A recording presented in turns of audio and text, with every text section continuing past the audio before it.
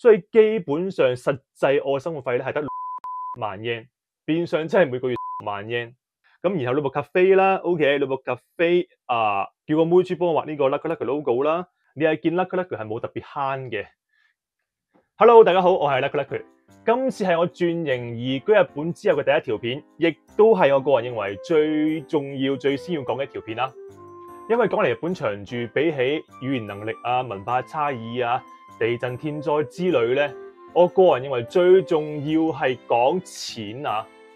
冇錯，資金錢。你有錢嘅話咧，我諗全世界任何國家都歡迎你嘅。而假如你好似我咁，好似 Lucky Lucky 咁冇咩錢嘅，唔太富貴嘅，連打機抽蛋都淨係可以 all in 少少嘅朋友咧，錢係你必須要諗嘅第一關啊。所以今次呢一條片，我會講一講我移居日本東京係準備咗幾多錢，同埋點樣用。咁首先我簡單講一講我當年計劃先啦。我當年係用 Working Holiday 嘅 Visa 嚟日本嘅，而我嘅計劃好簡單：一先讀半年語言學校，二半年內揾到工，三 Working Holiday Visa 完之前咧可以轉做工作簽證，四咁係之後轉永居咧，咁呢個係後話啦。所以我要準備嘅係半年嘅語言學校嘅學費啦，兼半年住宿費啦，兼半年嘅生活費啦，兼且一張單程機票啦。咁而呢一度我係準備幾多錢咧，都唔係關事啦。我係準備咗8萬 ，OK， 唔係8萬美金啊，係8萬港紙 ，OK， 8萬港紙就起程噶啦。咁呢8萬蚊點部署咧？一齊計翻先。咁首先我哋要分固定開支兼生活開支啦。而學費兼住宿費咧都係固定開支嚟嘅，係冇得慳噶啦。而呢一度我使幾多錢咧？咁我間學校係連埋住宿啦，半年學費兼3個月嘅住宿費，咁當時一筆比係708000 yen 嘅。而生活費方面咧，我係前後唱咗4次 yen 啦，每一次20萬 yen， 唱咗4次80萬 yen。OK， 而呢80萬 yen 入邊咧，有19萬係我後3個月嘅住宿費嚟嘅。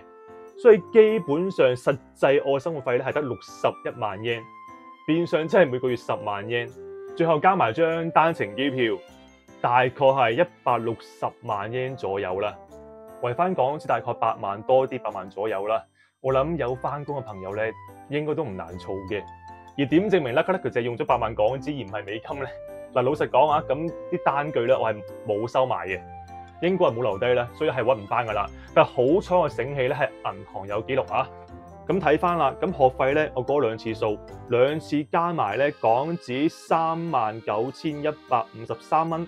咁4次唱 yen 咧，嗰時匯率唔算高啊，港紙43,958蚊，連埋張機票咧1896蚊，全部加埋咧係85,007蚊。OK， 85,007蚊。而再望翻個銀行嘅月結單啦，咁係2022年10月我嚟日本之後咧，個存款係剩翻港紙34,742蚊，而半年之後嘅2023年3月咧係港紙34,310蚊，基本上係冇喐過嘅，因為呢一筆係應急錢都唔多啦，所以都唔敢喐。咁重點嚟啦 ，Lucky Lucky 拎住60萬。我諗各位嚟日本2、3、4轉都可以用晒噶啦。咁 Lucky Lucky 點撐呢半年咧？係咪過住食樹皮着紙皮嘅生活咧？呢一度俾各位簡單望一望我半年影嘅相啊。OK， 壽喜燒人形丁金半啊，落機冇耐即係同個 friend 去食好西，然後浸溫泉啦嚇，飲溫泉牛奶啦，飲到成個傻豬咁嘅樣啦，然後跑馬啦，係啦，去跑馬咁梗係要賭埋馬啦。OK。最尾好似有贏錢嘅，好似係有咁，然後你部 cafe 啦 ，OK， 你部 cafe 叫個妹豬幫我畫呢個 Lucky Lucky logo 啦，咁然後去旅行啦，去旅行食牛啦，又食牛啦，食到舐舐嚟偷笑啦，千與千尋啦，呢個係宮崎駿嗰個新樂園喺名古屋嘅，咁然後睇 idol 演唱會啦 ，OK， 去迪迪尼啦，等等不可盡錄啊！你係見 Lucky Lucky 係冇特別慳嘅。咁呢筆錢點撐半年咁耐咧？重點又嚟啦！簡單講，我嘅做法係盡量減低個人消費，而唔好減低體驗消費兼社交消費。畢竟咁難得嚟到日本住啦，係咪先？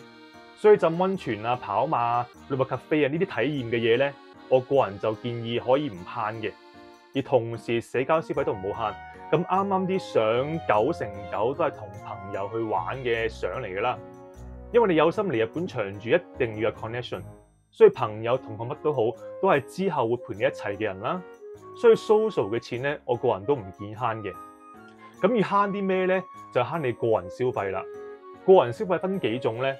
首先就係食，因為食都係固定消費嚟㗎啦。但係食咧可以好平，咁啦覺得佢平時一個人食咧係可以好平嘅。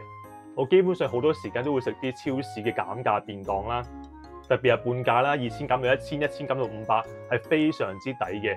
而呢一度我可以分享一個生活嘅小心得啦。咁初我嚟日本嗰時咧都唔知嘅，係我第2、3次喺日本超市買餸嘅時候，買便當嘅時候咧，喺個便當欄位啊揀便當嘅時候咧，突然間聽到後面啪一聲，然後啪，咁啊即刻回頭望一望啦，原來係咧一啲職員嚟打緊半價 label，OK 減價 label 啊，即係對住個便當拍一下，咁呢個便當就減價啦。咁呢個時候咧，千祈唔好同啲師奶去搶啊，千祈唔好搶。你要做嘅係咧睇表睇時間 ，OK， 比如8點，比如6點，咁間超市唔同嘅，有啲係6點先減價，有啲係8點先減。咁你記住個時間，假如6點嘅話咧，你第2日就6點半先嚟 ，OK， 6點半先嚟，點解咧？